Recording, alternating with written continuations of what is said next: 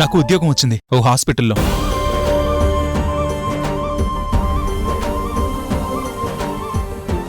రేపు hospital opening. వరిస్తే భయపడ్డానికి నా జీవితంలో ఇంకేం మిగల్లేదు. కాదు, నువ్వే మిగల్చలేదు.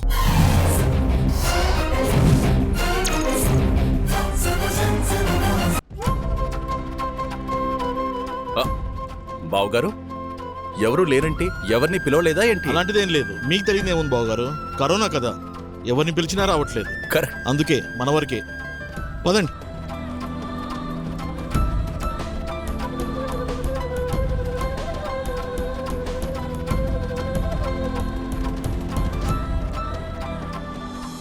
Valli,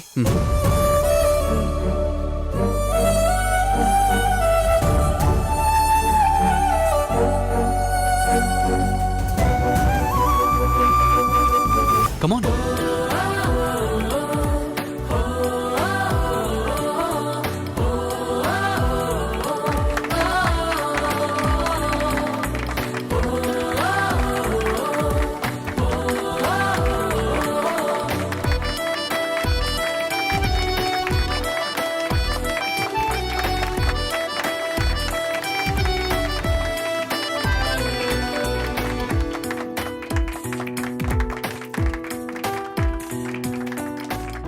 all the best.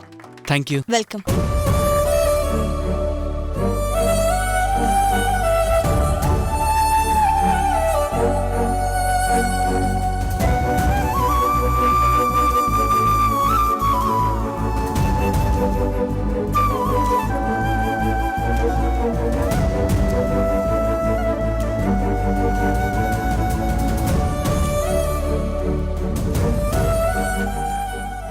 నువ్వు హ్యాపీగా ఉంటే నాకంతే చాలు వల్లి.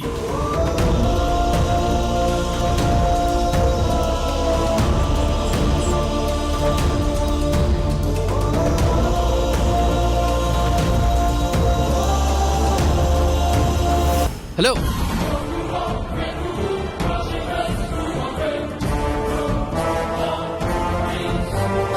హే మ్యాన్, ఎక్కడికి వెళ్తున్నావు?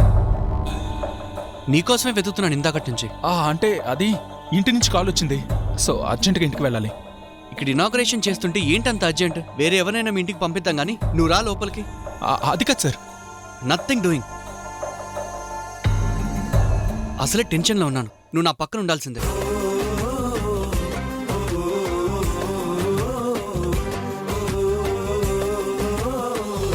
ఇప్పుడు నీకు సడన్ సర్ప్రైజ్ ఉంది. ఏంటో అడగవా? ఏంటి సార్? నా ఫియాన్సీకి నేను ring తొడగబోతున్నాను.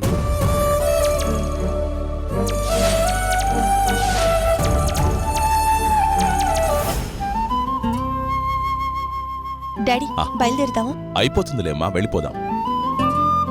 Dear friends, please come. పిలవగానే వచ్చినందుకు మీ అందరికీ చాలా థ్యాంక్స్.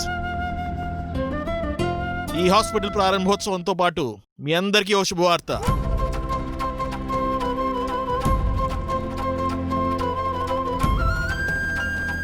ఈయనెవరో మీకు ప్రత్యేకంగా చెప్పాల్సిన అవసరం లేదు. మా బావగారు వెంకటాద్రి నాయుడు గారు, ఈమె వారి శ్రీమతి శారద గారు, ఇకపోతే తను వాళ్ళ అమ్మాయి శ్రీవల్లి.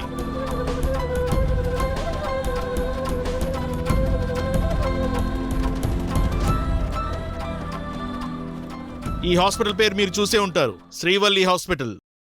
అది తన పేరే.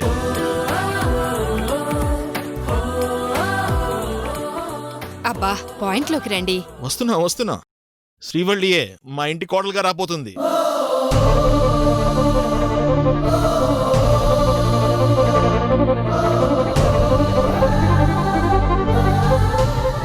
Please give her a big hand.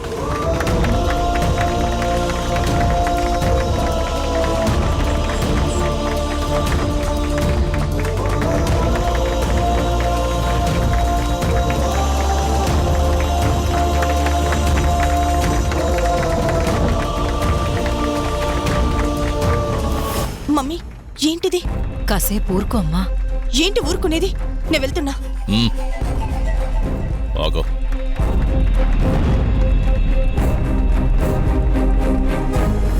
ఇంతకీ పెళ్లి చేసుకోబోయే పెళ్లి కొడుకేడి?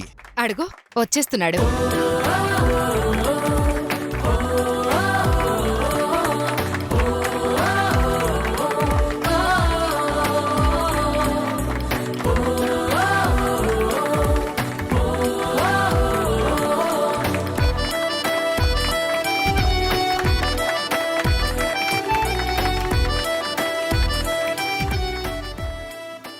నవ్వుతూ ఉండు.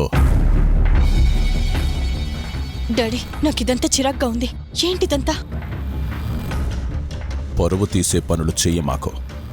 జరిగేది చూడు, అంతే.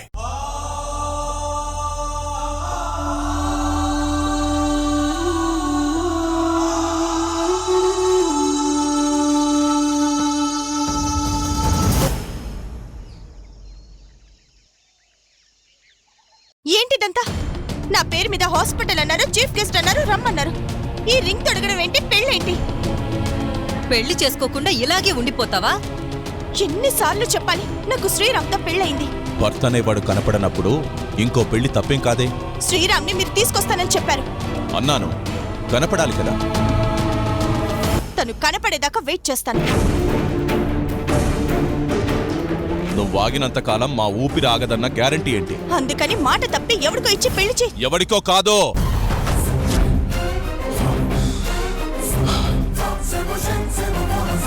ఎవడికో కాదు, చిన్నప్పుడే నిన్నిష్టపడ్డవాడు, నీకోసం ఫారెన్ వెళ్ళి చదువుకున్నవాడు, పేరు పక్కన డాక్టర్ అనే డిగ్రీ ఉన్నవాడు, నిన్ను పువ్వుల్లో పెట్టి చూసుకునేంత డబ్బు ప్రేమ ఉన్నవాడు. నేను పెళ్లి చేసుకుంది అనామకుణ్ణి కాదు. నా కోసం ప్రాణం ఇచ్చేవాణ్ణి, నాకు తాళి కట్టినవాడు, నా క్షేమం కోరి దూరంగా వెళ్ళినవాడు. మరి రాడే? నిన్ను కలవడే? ధైర్యంగా నా ముందుకొచ్చి నా భార్యను నేను తీసుకెళ్తా అని అడగడే? అడిగే ఛాన్స్ మీరిచ్చారా? ఇవ్వకున్నా తీసుకోవాలి. ఏ, నీతో లేచిపోయేంత ధైర్యం ఉన్నప్పుడు నా ముందు నిలబడ్డానికి ఏంటడా? చేతగాని తనమా? డాడీ, అది చేతకానితనం కాదు. తను ప్రేమించిన మనిషి ప్రాణాలతో ఉండాలన్న మంచితనం. అయితే ఆ మంచితనం ముసుగులోనే దూరంగా ఉండమని చెప్పు. ఎందుకుండాలి? తను నన్ను ప్రేమించింది డబ్బు చూసి కాదు, పెళ్లి చేసుకుంది మీ హోదా చూసి కాదు. నన్ను నన్నుగా దగ్గరికి తీసుకున్నాడు. మేము పెళ్లి చేసుకొని కలకత్తాలో ఎంత సుఖంగా ఉన్నామో. మీ ఇంద్రభవనం మా ఇరుకు గది ముందు చాలా చిన్నగా అనిపించింది. ఆ కిటికీ గాలి మీ ఏసీ గాలి కన్నా చాలా చల్లగా ఉంది. మీ కాస్ట్లీ కారు కన్నా కాలినడక ఎంతో కంఫర్ట్ గా ఉంది. ఇప్పుడు అవన్నీ మర్చిపోయి మనసు చంపుకొని శ్రీరామ్ జీవితాన్ని గాలి కొదిలి నన్ను ఇంకొకరి భార్యగా వెళ్ళమంటారా? నేను ఈ పెళ్లి చేసుకోను, శ్రీరామ్ని మర్చిపోలేను. వల్లి వల్లి ఏయ్,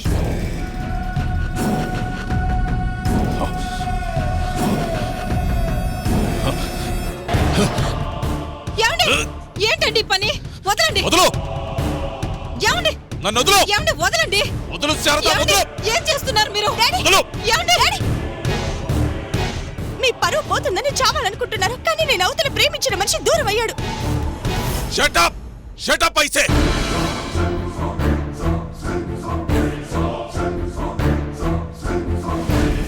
ఇన్నాళ్ళు చెప్పకూడదనుకున్నా, చెప్పే పరిస్థితి నువ్వే తీసుకొచ్చావు. నేను చావాలనుకుంది పరువొక్కటే పోతుందని కాదు,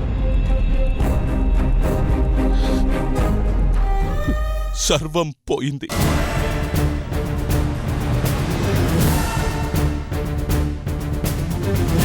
ఏంటండి మీరనేది? అవును శారదా, చెబితే నువ్వు కంగారు పడతావని నీకు కూడా చెప్పలేదు. అంటే దీని మీద బెంగతో కంపెనీ వ్యవహారాలు నేను పట్టించుకోలేదు. దానివల్ల మార్కెట్లో మన కంపెనీ షేర్లు కుప్పగూలిపోయాయి.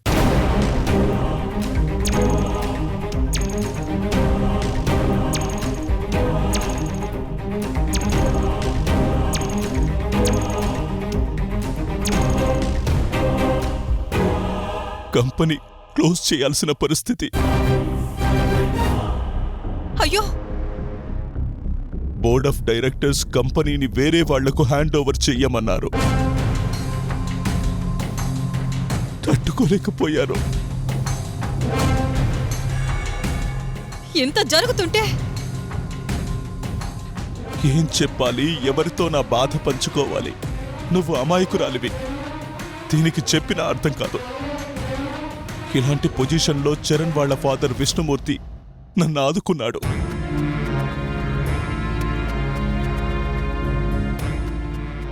మన కంపెనీ అప్పు దాదాపు 100 కోట్లు కవర్ చేశాడు. ఎలా బావా నీ రుణం తీర్చుకోవాలి అంటే, నీ కూతుర్ని, నా కోడల్ని చెయ్యి చాలు అన్నాడు.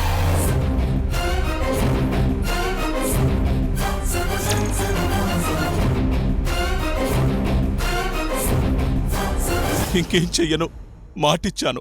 ఇప్పుడిది ఈ పెళ్లి వద్దంటే ఎంత విషం తాగి నువ్వు నేను చావాలి.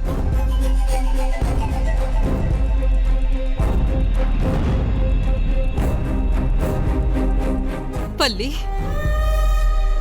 కూతురు అయినా చేతులెత్తి మొక్కుతున్నాను. అమ్మా, ఈ పెళ్లి కొప్పుకో. వస్తాడో రాడో తెలియని వాడి కోసం మాకు పట్టొద్దు.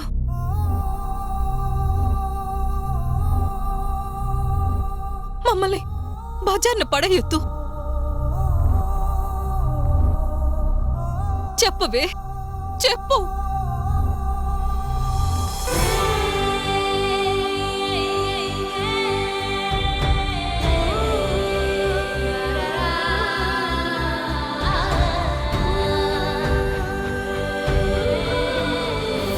ఏమండి, మన కంపెనీ అంత లాస్లో ఉంటే ఎవడన్నాడే లాస్లో ఉందని?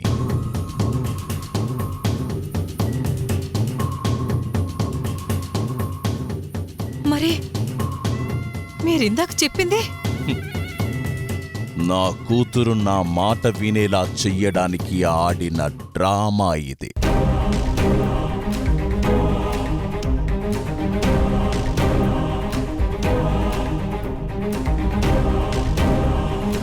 చెప్పాను కదా, ఆటైనా వేటైనా ఈ వెంకటాద్రి నాయుడు ఆధీనంలోనే ఉంటాయని. అర్థమైందా? దాని పెళ్లి జరిగేది చరణ్తోనే.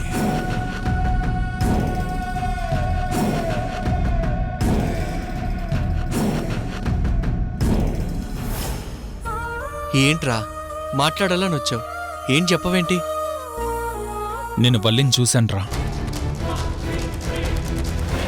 చూసావా? ఎక్కడ? తనను కలిసావా? మాట్లాడావా? చూశాను.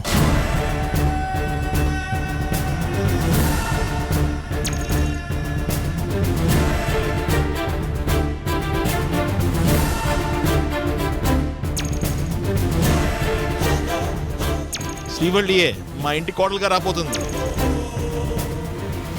కళ్ళారా చూశాను, కానీ కలవలేదు. నువ్వే చెప్పావు కదా, వల్లి తన బావను పెళ్లి చేసుకోబోతుందని. అదే నిజం. నిజం కాదు. ఏంటి? నిజం కాదా?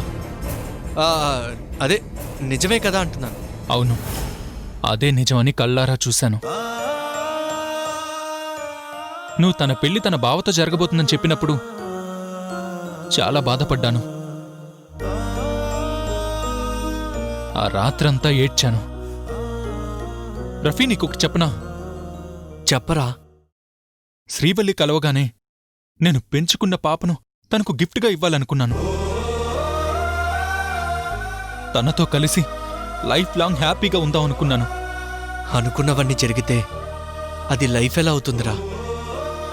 శ్రీవల్లి నన్ను పూర్తిగా మర్చిపోయిందని నువ్వెప్పుడైతే చెప్పావో నీ మాటలు నమ్మాన్రా.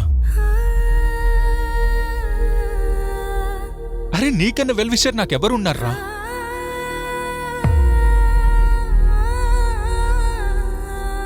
నేను బ్రతుకుతుందే శ్రీవల్లి కోసం. తనే లేనప్పుడు ఎవరి కోసం బతకాలనిపించింది? పాప గుర్తొచ్చింది. నా మీద ఆశలు పెట్టుకున్న మీనాక్షి గుర్తొచ్చింది. శ్రీరామ్, నా కొడుకు శ్రీరాముల్లాగా ఉండాలని మా అమ్మ నాకు ఆ పేరు పెట్టిందిరా. ఒకే మాట, ఒకే బాణం, ఒకే భార్య. అలానే ఉన్నాను. కానీ శ్రీవల్లి ఇంకో తోడు వెతుక్కుంది. నన్ను ఈజీగా మర్చిపోయింది. జరిగిందేదో జరిగిపోయింది. అవన్నీ మర్చిపోరా. అదే ట్రై చేస్తున్నాన్రా. కానీ రఫీ, నువ్వన్నట్టు ఈ ఆడపిల్లలు ప్రేమంటే ఫ్యాషన్గా, పెళ్ళంటే ఓ ఇన్సిడెంట్గా మాత్రమే చూస్తారా. కానీ శ్రీవల్లి అలా కాదనుకున్నాను. ఇంక తన్ని కలవను, తన గురించి ఆలోచించనని చెప్పడానికే వచ్చాన్రా. అది వల్లి ఎవరిని పెళ్లి చేసుకున్నా హ్యాపీగా ఉండాలి. నాతో ప్రేమ, పెళ్లి అన్నీ మర్చిపోయి తను సుఖంగా ఉండాలి.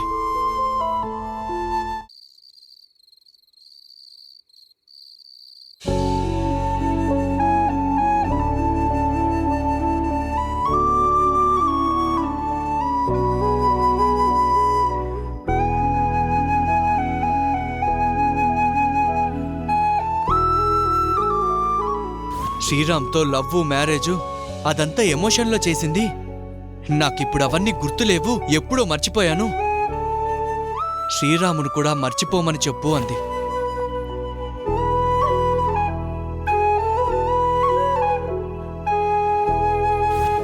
నా ఫియాన్సీకి నేను రింగు తొడగబోతున్నాను.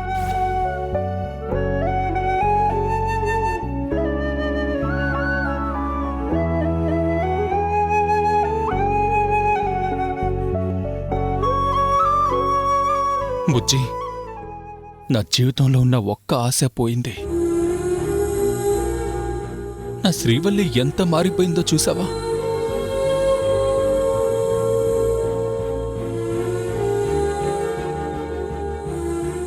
అమ్మా నాన్న లేకపోయినా శ్రీవల్లి నా దగ్గరకు వస్తుందన్న నమ్మకంతో ఇన్నాళ్ళు బతుకుతున్నాను. తనుంటే అందరూ ఉన్నట్టే అనుకున్నాను. నా ప్రేమను ఒక్క టైం పాస్గా తీసుకుంది. నన్ను మర్చిపోయింది. నా బాధను ఎవరితో చెప్పుకోవాలో అర్థం కాక నీతో చెప్పుకుంటున్నా.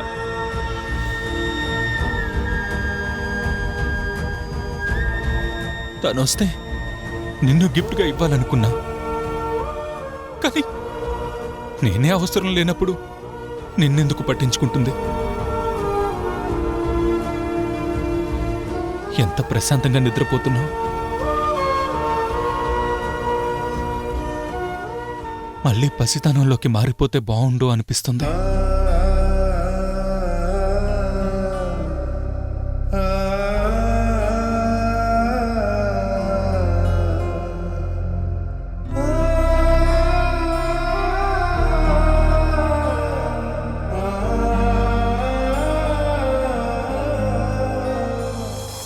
బావా,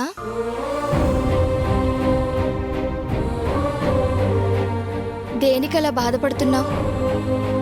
ఏం లేదు మీనాక్షి. నీ బాధని పంచుకోవడానికి నేను పనికిరానా? అదేం లేదు.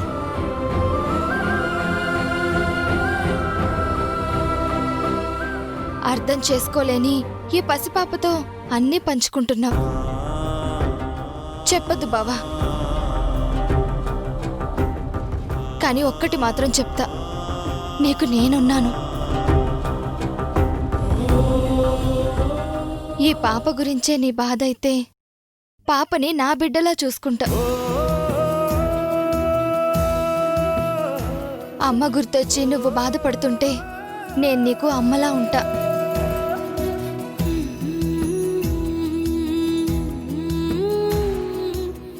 మీనాక్షి, ఈ మాట చాలు.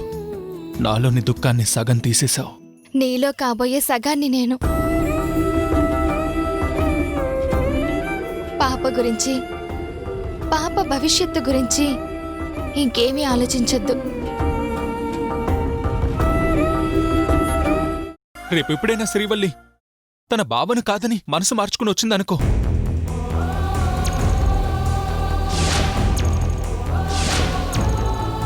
నేను మీనాక్షిని పెళ్లి చేసుకున్నానని తెలిస్తే తను ఏమైపోతుందిరా?